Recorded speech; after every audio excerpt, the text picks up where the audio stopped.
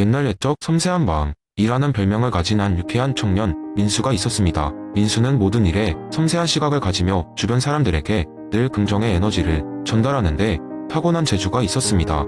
사람들은 그가 맹자의 성선설을 몸소 실천한다고들 했습니다. 이는 마치 본인의 타고난 사단, 즉 측은지심, 수호지심, 사양지심, 십이지심을 고스란히 간직하고 있는 존재 같다고 평가했죠. 어느 날 민수는 그의 조용한 마을을 떠나 대도시로 떠날 기회를 얻게 되었습니다. 그는 도시의 휘황찬란한 삶과 다양한 사람들 속에서 그의 선한 본성을 더욱 발휘하고 싶었습니다. 하지만 그가 도착한 곳은 기대와는 달리 바쁘고 때로는 냉정한 모습이었고, 사람들은 서로 눈치 보며 자신의 이익을 챙기기에 바빴습니다. 민수는 이런 환경 속에서 그의 선한 본성을 시험받게 되었습니다. 예를 들어 출근 시간에 지하철을 타면 사람들은 조금의 공간이라도 더 차지하려고 서로 밀치며 누군가 사고로 넘어져도 금세 지나치는 모습이 그를 실망시켰습니다.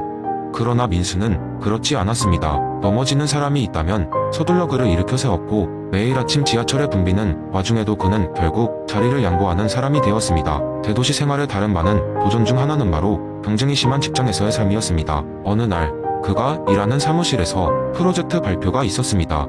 그는 준비한 내용을 새긴 메모를 가지고 발표하던 중 연구한 데이터를 뒤죽박죽으로 가져가면서 잠깐 긴장을 하게 됩니다.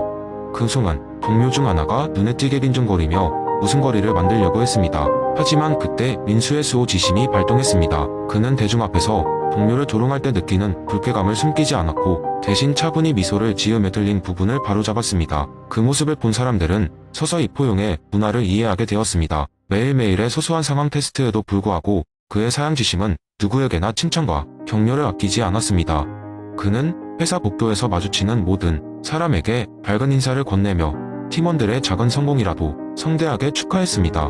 동료들은 초기에는 이러한 행동을 의아하게 여겼지만 점차 민수를 따라하게 되었고, 회사 분위기는 놀랍도록 긍정적으로 변했습니다. 시간이 흐르며 민수는 그의 선한 본성이 주변 사람들에게 긍정적인 변화를 가져왔음을 느낄 수 있었습니다.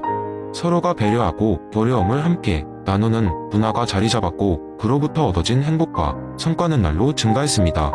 민수의 사단이 대도시라는 매서운 환경에서 살아남았을 뿐 아니라 오히려 증명되었고 성장했습니다. 마침내 민수는 이해했습니다. 맹자가 말한 인간 본성의 선함은 단지 존재하는 것이 아니라 겉으로 드러남으로써 모두가 함께 발휘할 때 더 큰 가치가 있다는 것을 말입니다.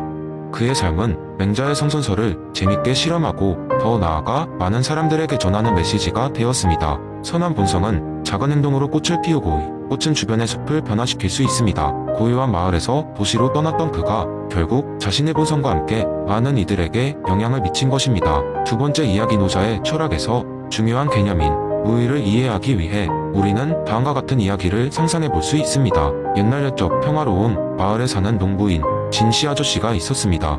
진씨는 늘 자신이 관리하는 사과, 과수원이 완벽했으면 하고 바랐어요. 그는 항상 나무들을 다듬고 물을 주고 잡초를 뽑느라 분주했습니다. 매일같이 과수원에서 무언가를 하지 않으면 마음이 불편하여 쉴 새 없이 바쁘게 움직이고는 했습니다. 어느 날 진씨의 마을에 낯선 여행자 수라는 노인이 찾아왔습니다. 수라는 오래된 친구를 만나기 위해 머무른다며 마을에 누군가 밤을 보낼 곳이 없느냐고 묻고 다녔습니다. 가난한 농부인 진씨는 흔쾌히 자신의 집을 내어주었습니다. 그 보답으로 수라는 진씨의 과수원을 도와주겠다고 자청했습니다. 하지만 수라의 방식은 진씨와는 사뭇 달랐어요. 그는 첫날부터 나무에 손을 대지 않고 그저 그늘에 앉아 차를 마시며 주변을 둘러보기만 했습니다. 진씨는 초조했습니다. 그저 앉아만 있다니 무언가 하고 있어야 하지 않을까요? 라고 물었습니다. 그러자 수라는 웃으며 말했죠. 혹여나 나무는 스스로 자랄 방법을 알고 있지 않나. 우리가 할 일은 그저 그 과정에 덜 방해되는 것이라네. 수라와 함께 지내며 진씨는 억지로 나무를 다듬거나 토양을 불필요하게 다루는 것이 오히려 해가 될 수 있음을 깨달았습니다. 며칠 지나지 않아 그의 과수원은 더 싱그럽고 풍성해 보였습니다. 나무나 작물들이 마치 자신감을 가진 것처럼 더 잘 자라기 시작한 겁니다. 시간이 흐르면서 진씨는 서서히 자신의 손을 덜 가게 되었고, 그 속에서 자연스럽고 조화로운 균형을 찾아갔습니다. 그는 이제 과수원을 거닐며 바람과 햇빛 그리고 토양의 소리를 들으며 자연이 이끄는 대로 이끌리는 상태에서 큰 평화를 느꼈습니다. 점차 진씨는 무의의 힘을 다른 생활에도 적용하게 됩니다. 가족과 친구들과의 관계에서도 그는 통제하려 하지 않고 경청하며 흐름을 따르는 법을 배웠습니다. 그 결과 그의 관계도 마치 과수원처럼 더 풍요로워지고 건강해져 갔습니다. 그의 변화는 마을 사람들 사이에 이야기거리로 퍼져나갔고 다른 사람들도 그의 방법을 배우려 했습니다. 그들의 삶 역시 무의 영향으로 바뀌기 시작했습니다. 자연의 일부가 되어 조화를 이루는 삶의 방식이 마을 전체에 전파되면서 더 큰 효과를 볼 수 있었습니다. 진씨는 깨달았습니다. 무의란 게으름이 아니라 자연과 조화를 이루면서 모든 것이 자신의 자리를 찾도록 돕는 삶의 방식이라는 것을, 그리고 비로소 자신의 마음속에도 자연의 일부가 자리 잡았음을 느낄 수 있었죠. 이 이야기는 무의가 단순한 철학적 개념이 아니라 일상생활에서 실천할 수 있다는 것을 사람들 마음에 전달해 주었습니다. 세 번째 이야기. 옛날 옛적 조선시대의 작은 마을에 퇴계 이황의 기론에 흠뻑 빠져있던 한 농부 이름하여 이기봉이 살고 있었습니다. 그는 자신의 밭에서 농사를 지으며 마음 한 구석에서는 항상 이화기에 대해 깊이 생각하곤 했습니다. 어느 날 이기봉은 농사를 짓다가 문득 하늘을 바라보았습니다. 구름이 모여들었다 흩어지는 모습을 보며 그는 스스로에게 물었습니다. 과연 이 구름의 이치, 는 무엇이고 구름을 변화시키는 기는 무엇일까? 그렇게 구름을 응시하던 이기봉은 얼마 뒤 비가 쏟아지는 것을 보고 깨달음을 얻었습니다. 아하, 구름의 본질적인 모습은 이에 속해 있지만 비가 내리는 저 변화는 기의 작용이로구나. 그는 이렇게 외치며 곧 이 이치를 마을 사람들에게 전파하기로 마음먹었습니다. 그날 저녁 이기봉은 마을 사람들이 모이는 잔치에 참석했습니다. 사람들은 그의 등장에 조금 놀랐습니다. 농사일 외에는 집에서 잘 나오지 않던 그가 왔으니 말입니다. 그는 사람들 앞에서 자리에 앉고 손뼉을 쳤습니다. 여러분, 모두 제 이야기를 들어보시오. 오늘 제가 농사짓던 중 새로운 깨달음을 얻었소. 우리 자연이 스스로를 어떻게 설명하는지 궁금하지 않으시오? 농부들이 호기심 어린 눈으로 그를 바라보자 기봉은 이야기를 시작했습니다. 우리의 삶 속에서 이와 기가 매일같이 모습을 드러내고 있소. 예를 들어 우리의 몸은 그 자체로 하나의 이라고 할 수 있소.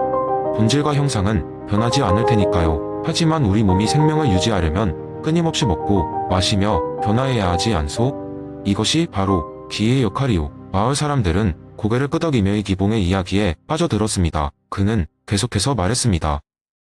이와 기의 조화로 인해 우리가 이 세상에서 살아가는 것이오.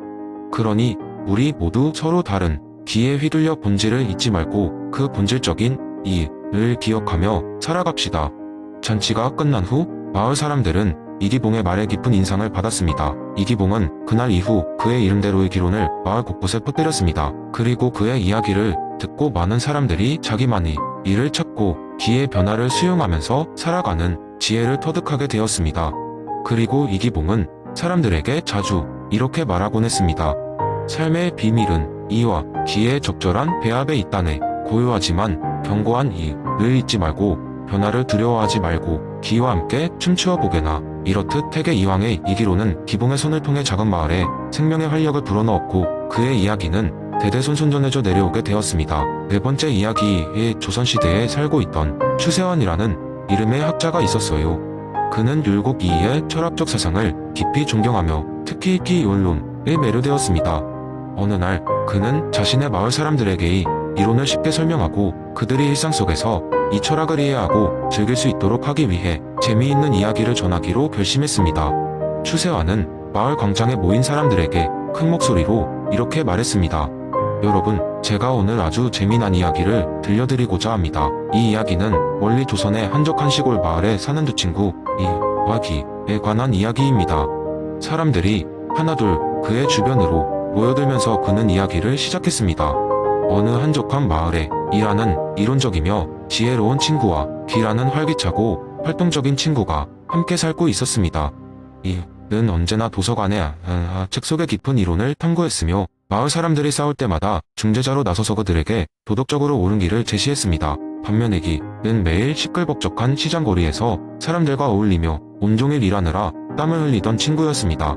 기는 손재주가 뛰어나 마을의 모든 건물을 짓고 사람들에게 필요한 물건들을 만들어 주었죠. 하루는 마을에 큰 문제가 생겼습니다.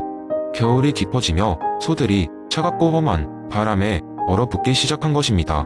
마을 사람들은 소들이 얼어 죽지 않도록 따뜻한 헛간을 지어야 했지만 어떻게 해야 할지 몰라 걱정이 태산 같았습니다. 그때가 마을 사람들에게 다가와 이렇게 말했습니다. 우리에게는 이 문제를 해결할 만한 이론과 계획이 필요합니다. 소들에게 가장 적합한 환경을 만들어줄 방법을 연구합시다. 친구들은 고개를 끄덕이며 동의했지만 아무리 좋은 생각이라 해도 실천 방법이 없이는 무용지물이라는 것을 알고 있었습니다. 그러자 옆에 있던 기가 미소를 지으며 말했습니다. 좋아, 그럼 내가 여러분에게 힘쓰기를 맡을게요. 여러분이 이가 제시한 지혜로운 계획을 따른다면 나는 기꺼이 그 계획을 실행할 것입니다.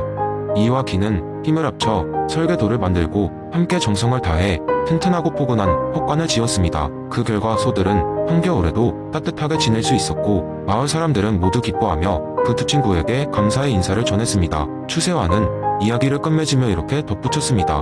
호세우처럼 우리의 삶에서도 멋진 원리와 효율적인 행동이 조화를 이룰 때 비로소 참다운 성공을 거둘 수 있는 것입니다. 율곡 선생님의 말씀처럼 말이죠. 사람들은 고개를 끄덕이며 이제 자신들의 삶 속에서의 왕이를 어떻게 조화롭게 활용할지 생각에 잠겼습니다. 추세환의 이야기는 마을 사람들에게 큰 교훈을 주었고 그날 이후로 마을은 더욱더 살기 좋은 곳으로 변모했다고 합니다.